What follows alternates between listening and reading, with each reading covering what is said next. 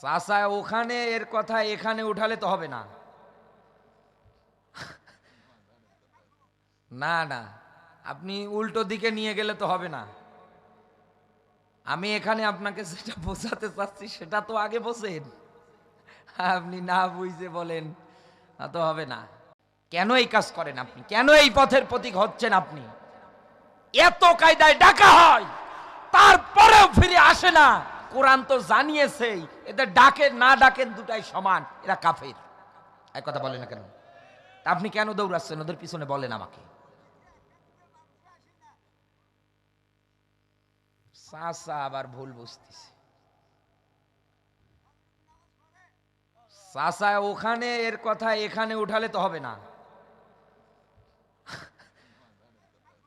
না না, আপনি উল্টো দিকে নিয়ে গেলে তো হবে না।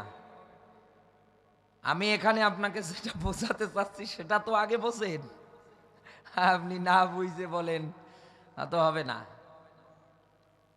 এই বাংলাদেশে আমরা যদি কোরআনের আয়াতের বিধানগুলো কায়েম করার জন্য সবাই এক মাঠে ঐক্যবদ্ধ হয়ে আসতে পারতাম, এই বাংলাদেশ নিয়ে এখন যারা ষড়যন্ত্র করছে ওদের একটারও সাহস হতো না।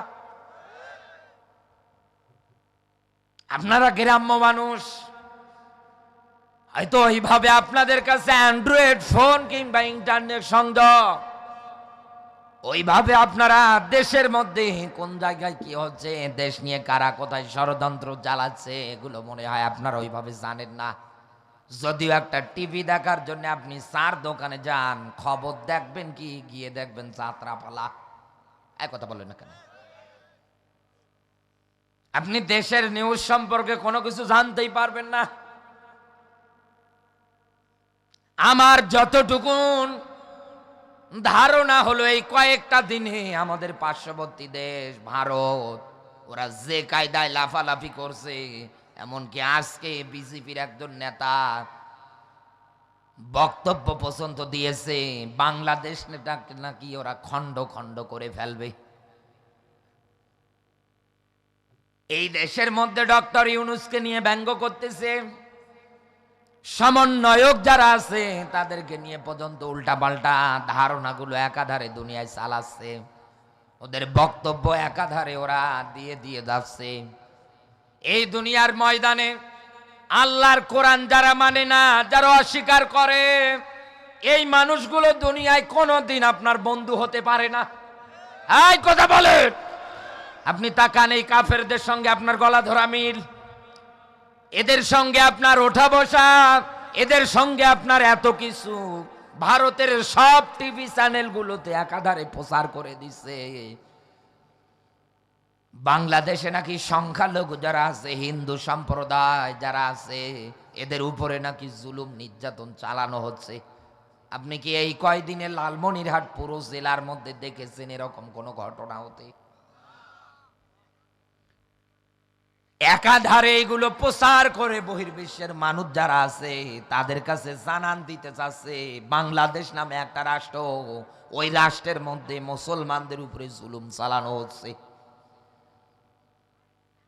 এগুলো সব একাধারে প্রচার করে দিচ্ছে ওরা। ও লালমনিরহাটের মুসলমানেরা, আমরা সবাই জানি কোরআনের আয়াত, লা ইকরাহা ফিদ্দিন, ধর্ম নিয়ে বাড়াবাড়ি হবে না। একথা বলে না কেন?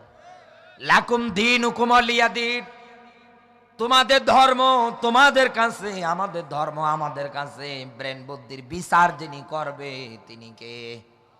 সবাইকে বলা লাগবে।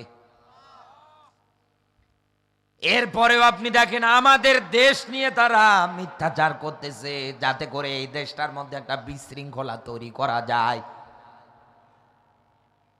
আমি তো যতটুকু মিলিয়ে দেখেছি, এই দেশে কোন মুসলমান কোন অন্য জাতি যারা আছে তাদের উপরে আক্রমণ করে না, বরং ভারতে নরেন্দ্র মোদী আমাদের হাজারো নিরপরাধ মুসলমানদের গুলি করে মেরেছে। আর ওদের বক্তব্য দেখেন, চোরের মায়ের বড় গলা। এই কথা বলে, ওদের বক্তব্যগুলো দেখেন। ইহুদি খ্রিস্টানদের যত দেশ আছে সব দেশগুলোকে আমাদের দেশের পিছনে লাগিয়ে দেওয়ার জন্য, এই দেশটাতে দাঙ্গা হাঙ্গামা সৃষ্টি করার জন্য ওরা একাধারে চেষ্টা চালিয়ে যাচ্ছে। ভারতের নরেন্দ্র মোদী সহকারে যত জালেমেরা তৈরি হয়েছে, ওরা তো এই জাতি, আমাদের বাবরি মসজিদ ভেঙ্গে পর্যন্ত ওরা রাম মন্দির বানিয়েছে। বিভিন্ন জায়গাগুলোতে মুসলমানদের গরুর গোশত খাওয়া হালাল, এ গরু পর্যন্ত জবাই করতে দেয় না। ওরা গোবর খাবে, এই কথা বলে না কেন? দুধ খাওয়া যায়, দুধ দিয়ে পুজো দেওয়া যায়, ওরা একাধারে এগুলো করবে, কিন্তু মুসলমানদের কোরআনে হালাল এটা ওরা খেতে দেবে না। এটা কি আমাদের মুসলিম ভাইদের উপরে নির্যাতন না, জুলুম না?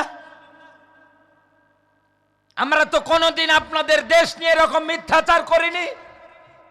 তাই এই সব কাফেরের বাচ্চাগুলো তখন এখন নতুন করে এই দেশটার পিছনে লাগার কারণ কি বলে? সবগুলোর মূল পয়েন্টে যিনি, তার নাম হচ্ছে হাসিনা।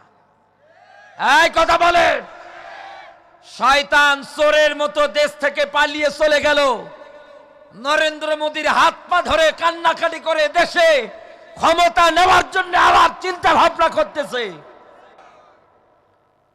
এই দেশটার নিরপরাধ হাজার হাজার ছাত্ররা জীবন পর্যন্ত বিলিয়ে দিয়েছে। এদেশে ইসলামী আন্দোলনের হাজার হাজার কর্মীদের গুলি করে মেরেছে। এতে ওদের মন ভরে না। কত মানুষ মারা যায়, যাক আমি ক্ষমতায় বসে থাকবো, ক্ষমতায় টিকে থাকবো, এই ধান্দা ওদের। এটাকে ইঙ্গিত করে আবার তারা নতুন করে এই বাংলাদেশ নিয়ে ডক্টর ইউনূস সহকারে এদেশে যারা দায়িত্ব পালন করতেছে তাদেরকে নিয়ে পর্যন্ত অন্যান্য খ্রিস্টান দেশগুলোর কাছে কথা লাগাচ্ছে। এটা আপনার গুজরাট না, এটা দিল্লি না। মুসলমানদের কাছে দেশপ্রেম ইমানের একটা অংশ। এই কথা বলেন না কেন? ইমানের 70টার অধিক শাখা পোশাখা, তার ভিতরে এই দেশের প্রেম অর্জন করা প্রত্যেকটা মুসলমানের জন্য এটা ইমানের একটা অংশ। আপনি আমার দেশ নিয়ে উল্টাপাল্টা কথা বলবেন, আপনি আমার দেশের বিরুদ্ধে আজে বাজে কথা বলবেন, ঘুমন্ত মুসলমানদের জাগাতে যাবেন না। 7 সিস্টার 7 টুকরো করা হবে। মুসলমানেরা বারবার ধরে না, কিন্তু একবার যদি ধরে ওর বাবার নাম বলার সময় দেয় না। এই কথা বলেন। এজন্য মুসলমানদের জাগাতে যাবেন না। কয়টার বুকে গুলি চালাবেন, কয়জনকে দুনিয়ার থেকে বিদায় করবেন? কাদের মোল্লার মতো মানুষেরা মাথা নত করেনি, নিজামের মতো মানুষেরা করেনি। হাসতে হাসতে ফাঁসির দড়িতে জীবন দিয়ে গিয়েছে, এরপরে বাতিলের কাছে আপোষ করেনি। মুসলমানেরা তো বীরের জাত, সিংহের জাত।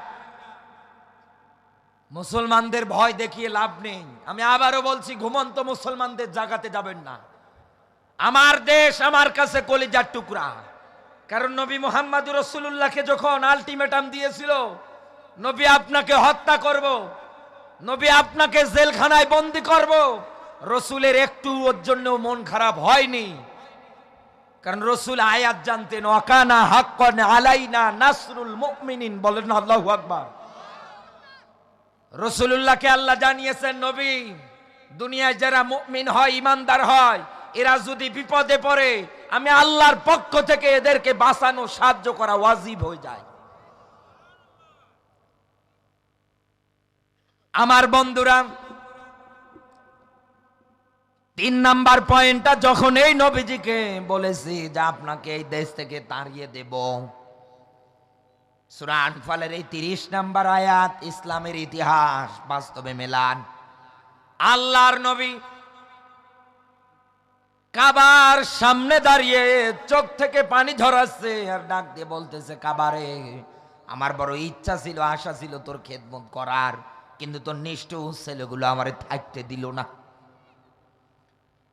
নবীজি চোখের পানি ফেলে পর্যন্ত নিজের জন্মভূমি মক্কা ত্যাগ করে মদিনায় চলে গিয়েছে, নানার দেশে।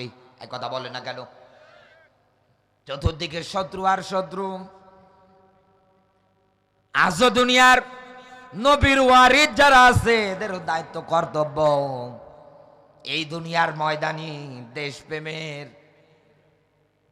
যেহেতু ইমানের অংশ 70টা শাখা পোশাকার মধ্যে একটা, এদেশে কে আওয়ামী লীগ, কে বিএমপি, কে চরমনাই, কে তালপাটি, কে নারিকেল পার্টি, কে কোন দলের লোক দেখার বিষয় না। আমার দেশ রক্ষার জন্য সবাইকে এখন এক প্ল্যাটফর্মে আসা লাগবে। আপনি যদি এখনো দলাদলি ভেদাভেদি করে থাকেন তাহলে এই দেশে কাফের বেঈমান যারা আছে ওরা আবার এসে রাজত্ব বসাবে। আর আল্লাহর কোরআনের আয়াত দিয়ে এদেরকে আপনি যতই তখন ভয় দেখান, লা ইয়ামুতু ফিহা ওয়ালা ইয়াহইয়া, জাহান্নামের মধ্যে গেলে পরে মরবেন না বাঁচবেন না, মরা বাঁচার মধ্যবর্তী স্থানে থাকবেন, কোনো লাভ হবে না।